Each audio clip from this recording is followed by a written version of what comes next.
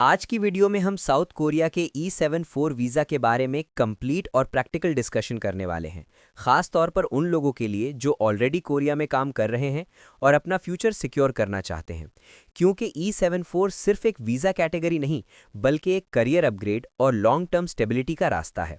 सबसे पहले ये समझना ज़रूरी है कि E74 असल में स्किल्ड वर्कर ट्रांजिशन कैटेगरी है, जो उन फॉरेन वर्कर्स के लिए डिज़ाइन की गई है जो पहले E9 या H2 वीज़ा पर कोरिया में काम कर चुके हैं और अब अपनी परफॉर्मेंस, एक्सपीरियंस और पॉइंट सिस्टम के जरिए हायर स्किल्ड स्टेटस लेना चाहते हैं।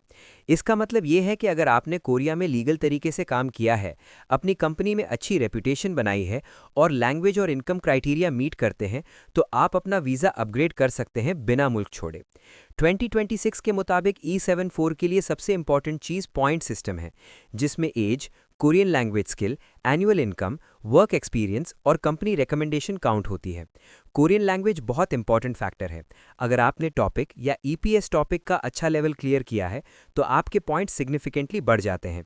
इसी तरह अगर आपकी सैलरी इमिग्रेशन के सेट किए गए मिनिमम थ्रेशोल्ड से ऊपर है तो आपका केस स्ट्रांग हो जाता है।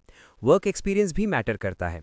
आमतौर पर कुछ साल का कंटिन्यूअस लीगल एम्प्लॉयमेंट रिक्वायर्ड होता है और आपका टैक्स रिकॉर्ड और इंश्योरेंस कॉन्ट्रीब्यूशन क्लियर होना चाहिए। कंपनी का रिकमेंडेशन लेटर भी ज़रूरी होता है, जिसमें एम्प्लॉयर कंफर्म करता है कि आप स्किल्ड हो और उनको आपकी सर्विसेज की ज़रूरत है। E74 का सबसे बड़ा फ़ायदा ये है कि ये आपको स्किल्ड वर्कर का लीगल स्टेटस देता है, जो आपको ज़्यादा जॉब सिक्योरिटी और ग्रोथ अपॉर्चुनिटीज़ देता है। आप बेटर सैलरी नेगोशिएट कर सकते हैं और इमिग्रेशन अप्रूवल के साथ जॉब भी चेंज कर सकते हैं। इसके अलावा फैमिली ऑप्शन भी अवेलेबल हो सकता है अगर आप रिक्वायर्ड इनकम लेवल मीट करते हैं, जो बहुत से वर्कर्स के लिए सबसे बड़ा बेनिफिट होता है। फ्यूचर में अगर आप स्टेबल इनकम और क्लीन रिकॉर्ड मेंटेन करते हैं तो आप लॉन्ग टर्म रेजिडेंस वीज़ा या F कैटेगरी के लिए अप्लाई करने के काबिल हो सकते हैं, जो परमानेंट सेटलमेंट की तरफ एक स्ट्रॉन्ग स्टेप है। अप्लाई करने का प्रोसेस नॉर्मली आपकी कंपनी के थ्रू इमिग्रेशन ऑफिस में होता है, जहां आप अपना passport, alien registration card, employment contract, salary proof, tax documents, language certificate और रिकमेंडेशन लेटर सबमिट करते हैं।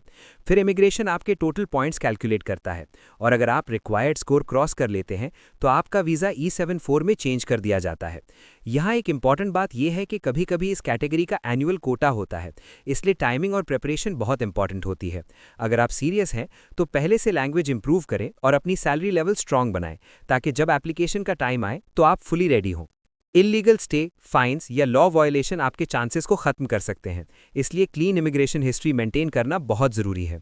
आखिर में ये समझ लें कि E74 वीज़ा उन लोगों के लिए गोल्डन अपॉर्चुनिटी है जो कोरिया में मेहनत कर चुके हैं और अपना फ्यूचर यहाँ बिल्ड करना चाहते हैं।